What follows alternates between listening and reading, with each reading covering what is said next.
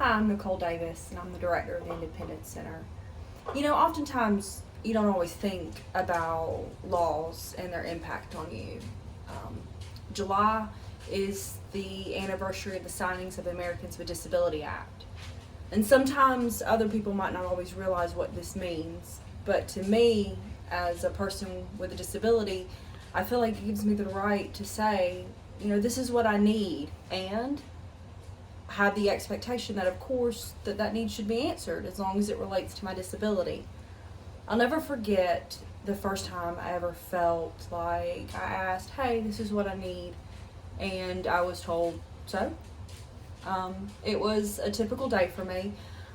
It was lunchtime, and I was going out to eat with my husband, and we were doing what we normally do, argue for 30 to 45 minutes to try to figure out where we're going to eat, and we finally settled on a local wing place. We'd heard it had great wings. We'd never eaten there, and we thought, you know what, we'd give this a shot.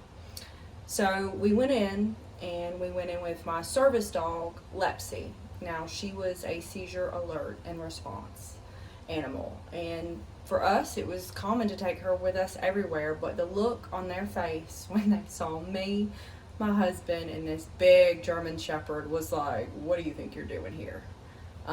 They told us that, we were welcome to eat, but we would have to eat outside. Now, it was summer, and it was Georgia, and that was not an option, not with that humidity. And we were like, no, we're gonna eat inside. And I was like, oh, she's a service dog. And I went to go and explain that that's what she was. And the lady was like, I don't care, you're not eating in here with this dog. And so I did what most people would have done. I said, well, can I speak to the manager or the owner? And the lady looked at me and said, I'm the owner, and you're not eating in here with this dog. So I did what most people would do. I grabbed my trusty smartphone and I went to look up the Americans with Disability Act to hopefully show her that this was a service dog, and yes, I had the right to eat there with my dog, but she didn't care. It didn't matter. She said, I don't care. You can choose to eat. If you're going to eat here, you have to eat outside, but you're not going to sit in this restaurant with that dog. And I said, you can't do that. And she said, it's my restaurant. I can do what I want. At this point, I was furious and humiliated and overwhelmed that I was having to deal with this. So I definitely didn't want to eat there, that's for sure. We went outside, we left, and I looked at my husband and I was like, we need to call the cops. And he kind of looked at me like, what? And at that point, I wanted it to be handled. I wanted it to be dealt with. So we called the police, and they showed up, and I told them what had happened, and they looked at me like, and what do you want us to do about it? And I just wanted it documented. I felt like this needed to be documented, and so they did that. They documented it for me, and they told me I could pick up the report in a couple days, and then me and my husband went and ate somewhere else.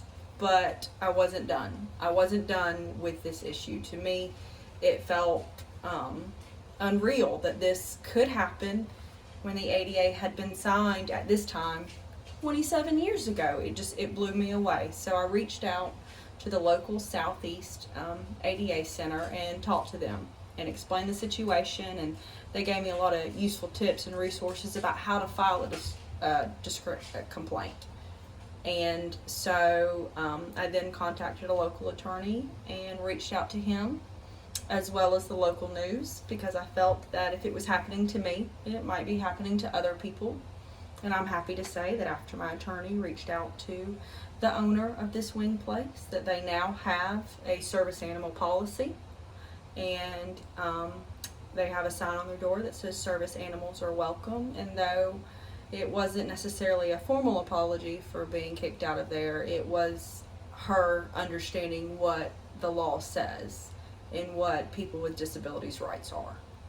And so I think, even though the ADA has been around for 30 years, this July 26th, there's still a lot of education that needs to occur. And it's as we do this and as we advocate and we don't accept it when people tell us no, when we know that the answer should be yes, that change and progress occur.